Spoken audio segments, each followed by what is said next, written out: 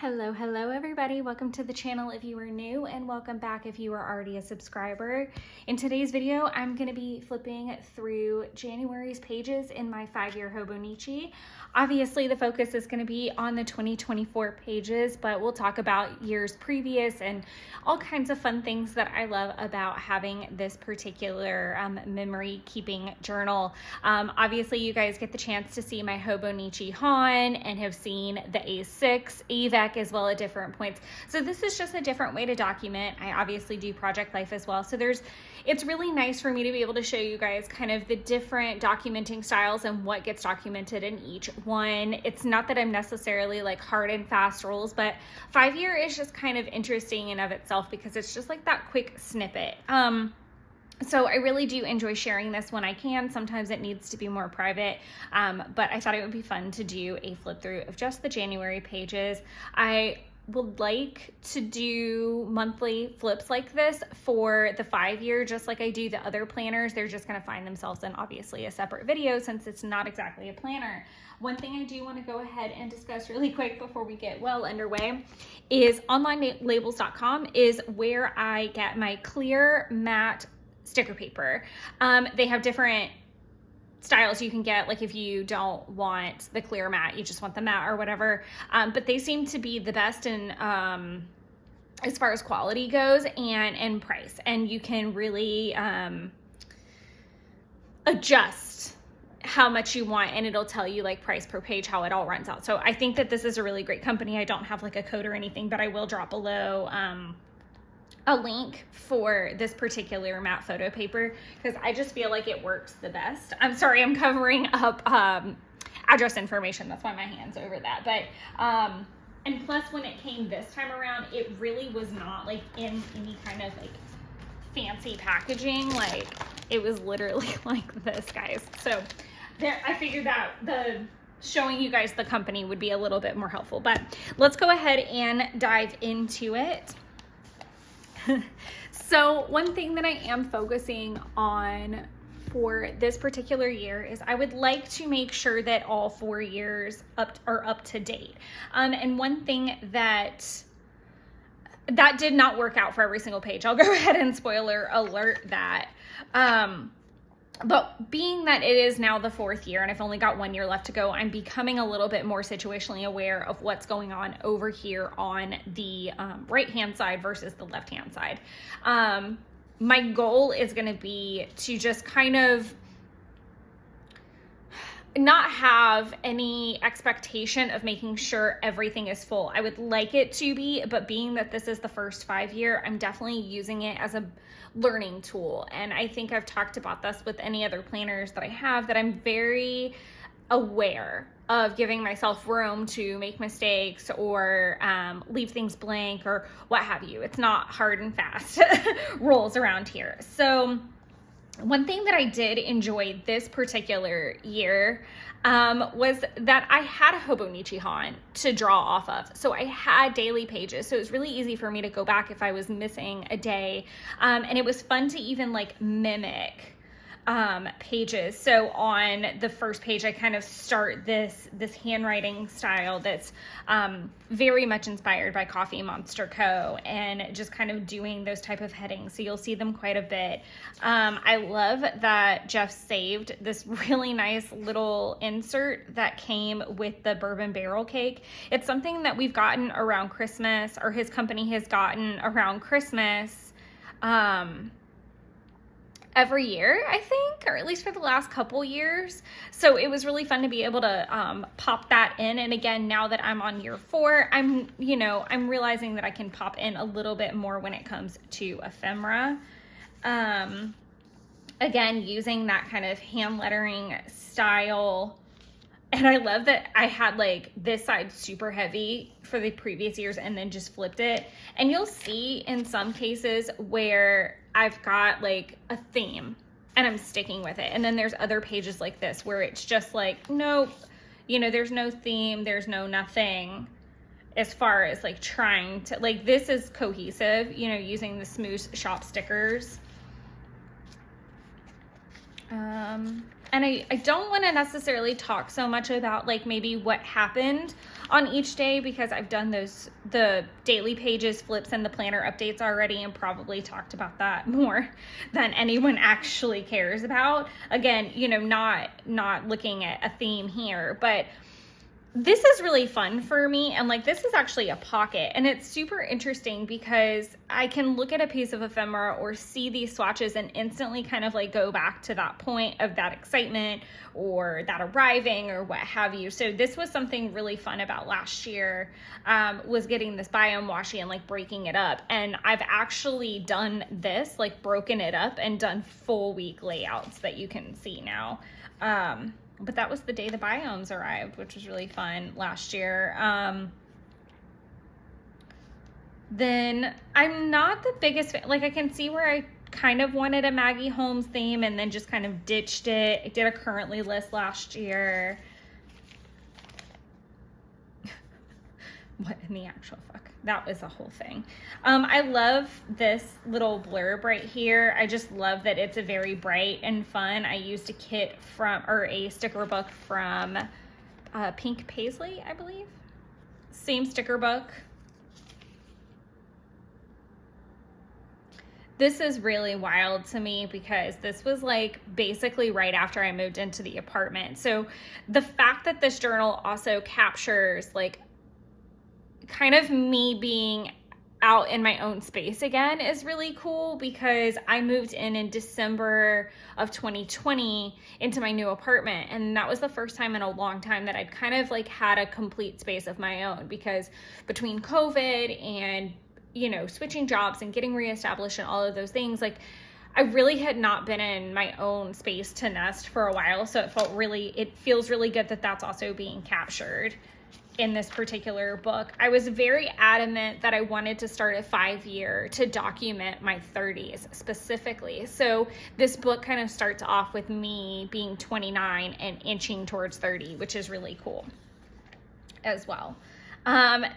Like I said, I'm becoming more aware of what's going on this right-hand side. So I did some larger photos. I will tell you, pro tip, take your photos, and if you want to create them like this, where you block out the background, Photo Room is an app where you can take the background out of your photos. I have used it for the March Disney Balance Challenge that you can see over on Instagram. I used it in this particular case, and even like in this particular case, it like blocked out even the pot that he's putting the crab leg into, and you're able to retouch the photo and put like certain sections back in. So like I put the table back in, I believe, and I think I had to put the cake back in.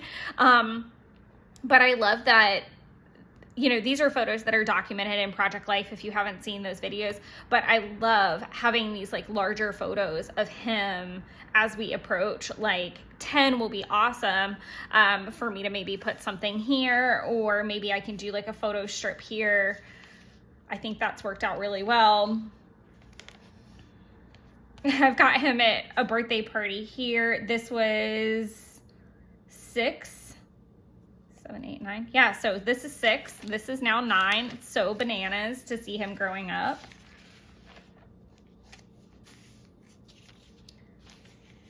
Just using some Coffee Monster Co. and doing some layering with some word phrase stickers. If there's a particular product that you're interested in, definitely let me know. One interesting thing that I didn't think about necessarily is, you know, it's interesting to me to always see what stories end up in each platform. And I would love to know in the comments how you guys feel about it as well. Like, and it's sometimes just a spacing thing or whatever's going on in my brain at the time, or kind of whatever storyline's taking precedent. So it's very interesting for me to see, like, on a weekly spread in the to-do list, like what's going on versus what's going on in the daily page to-do list and journaling versus here versus Project Life.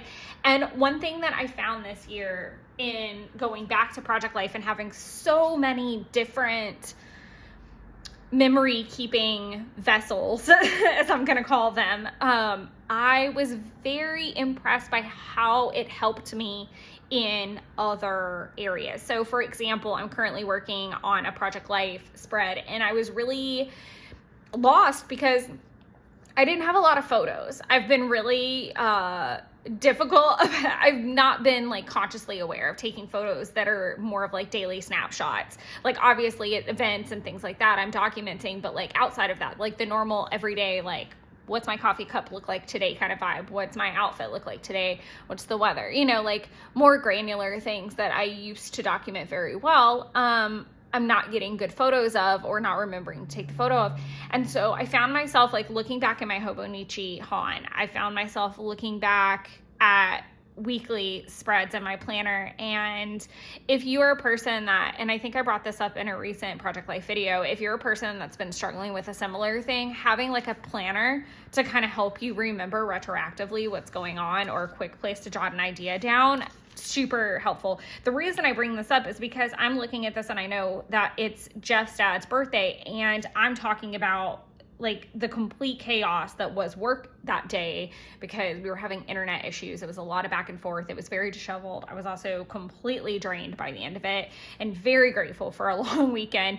But in the meantime, Jeff and his dad were actually pretty much enjoying the last of deer hunting season, and they had an amazing day. That was very unexpected, a good finishing day, and that's not talked about, but I know that like immediately looking here, and I can honestly tell you, I don't think that's documented anywhere.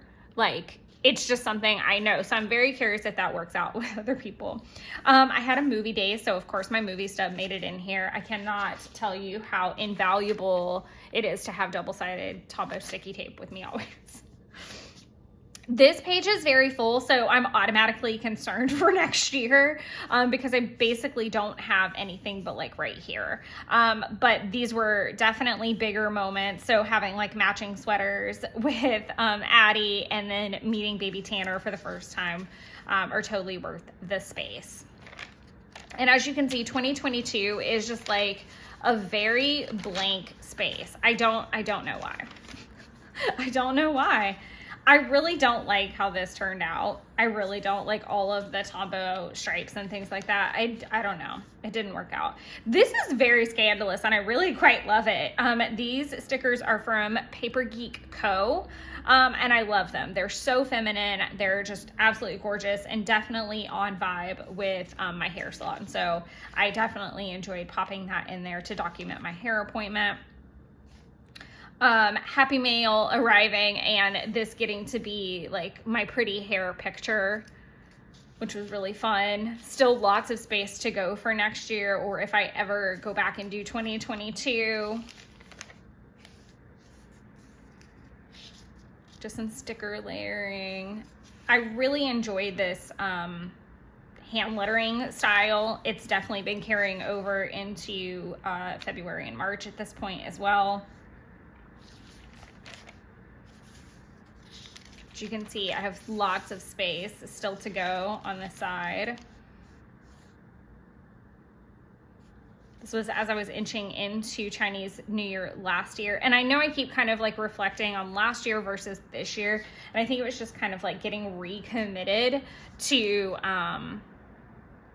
documenting. And I really like how I'm starting to play more. And I think being so active in Coffee and Monster Co. and seeing her different journals and her different styles and different hand lettering, and being okay with replicating a particular like hand lettering style or a logo, and you know, that's been entertaining to me. And if you're not a big doodler drawer, again, I would encourage you, you know, create your own stickers in a way, like, you know, maybe pull the logo and take the background out in the photo room app or something like that. Use your packing labels when you get them. Like, it's so fun to look. Every time I get really irritated and feel like this is the biggest project, I flip through, and again, I see some of the most granular things that wouldn't matter to anybody but me, or I see a quote that I've written. And Jeff has gotten to the point now too where he quite enjoys these like bigger projects, because again, it goes so far back and it's things that you just completely forget about. So I am always team 5-year Hobonichi.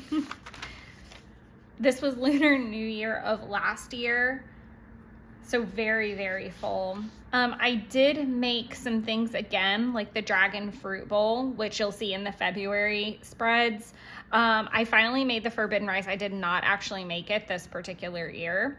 And I did make egg tarts again. This is dead replicated from the same day in my Hobonichi Han, where I did the cloud, the rainy day, and then used my super pretty fancy glittery watercolors to do the raindrops just for some fun texture. This is me starting my juice cleanse. My neck going out of whack, but you'll see last year I went too far, so I needed to kind of create a border, and I really like how this turned out with that same style, just shrunken down a little bit and kind of balanced on two sides. One thing that it's interesting because this is the week that I'm working on right now as far as project life goes. And one thing that, again, helped considerably was being able to have my 5-year and be able to have my Han and look back, because I literally had 4 photos and 3 out of those 4 were from the same event. Like, what the heck did I do all week? And then I look back and I'm like, oh, you didn't do much because your neck got pinched. You were juicing. That was a big thing that was going on that week. You're getting ready to leave for the New Orleans trip. So it was a lot of content filming. So all of that was easy for me to be like, okay, what are some journaling cards that pertain to those things? And let's pop them in there and talk about that. And I think being able to follow along with Allie Edwards this year, because she's back into Project Life, has really taken a lot of the pressure off to be like, sometimes you're going to have photo heavy weeks, and sometimes you're going to have word heavy weeks, and sometimes you're going to have that great mixed marriage, you know, of the two, and some are going to be bigger and some are going to be shorter, and like just easing back into it. I say that like I have no photos for the week I'm working on right now, and then in comparison, the very next week is in bulk, leaving for New Orleans, being in New Orleans for half of that trip. So the New Orleans trip is actually split over 2 weeks. But it's bananas to me how helpful things like this are, or how those tools are helpful when I'm looking into this, because I didn't print the stickers until honestly a few days ago, and I had to kind of look at it objectively, like, okay, what's already documented in Project Life? What do you really want to have in the 5-year? You don't obviously have the same space. So it's been fun to have various forms of memory keeping to bounce off of as I complete these pages. I really like having this, like, the Monet washi in there. I thought that was really, really nice. I'm definitely team use up my stickers right now. So dumping them out on my coffee table and trying. Oh, another pro tip. I've said this before in other Hobonichi videos. Hobonichi in particular, Hobonichi 5-year. I will sit down in the evenings with maybe a cup of tea or a glass of wine and whatever show I'm watching, and I will go ahead and prep some pages so that when I carry this around with me in a backpack or something, like if I'm, you know, at work and I have some downtime and I need a little creative like plop, all my stickers and stuff are there. I just need to look back in my Han and see, okay, what was the inspiration behind these stickers? Okay, cool. Or sometimes I already know when I flip there. I love this. And it's probably hard to see. It says, don't forget me, and it's banks inside my carrier because I was getting ready to pack.